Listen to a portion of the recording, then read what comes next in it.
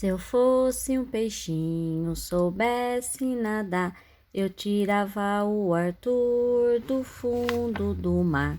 Se eu fosse um peixinho, soubesse nadar, eu tirava o Benjamin do fundo do mar.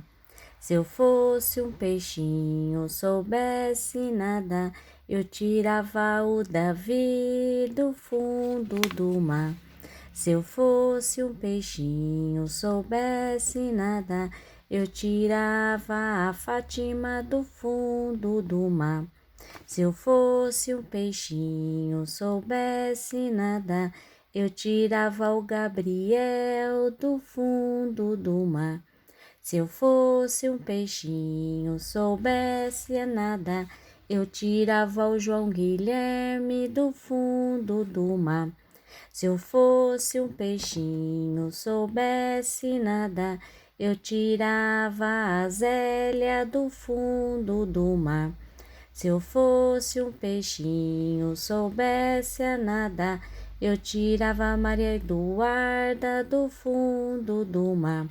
Se eu fosse um peixinho, soubesse nadar, eu tirava a Maria Helena do fundo do mar. Se eu fosse um peixinho, soubesse nadar, eu tirava a Flávia do fundo do mar.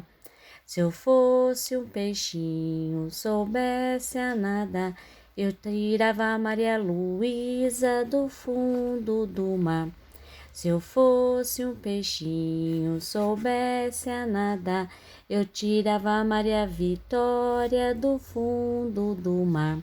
Se eu fosse um peixinho, soubesse nadar, eu tirava a Tatiana do fundo do mar. Se eu fosse um peixinho, soubesse nadar, eu tirava o Pedro do fundo do mar. Se eu fosse um peixinho, soubesse nadar, eu tirava o Cauã do fundo do mar. Se eu fosse um peixinho, soubesse nadar, eu tirava a Tailane do fundo do mar. Se eu fosse um peixinho, soubesse nadar, eu tirava o Luan do fundo do mar. Se eu fosse um peixinho, soubesse nadar, eu tirava o Luca do fundo do mar. Se eu fosse um peixinho e soubesse nadar, eu tirava o Enzo do fundo do mar.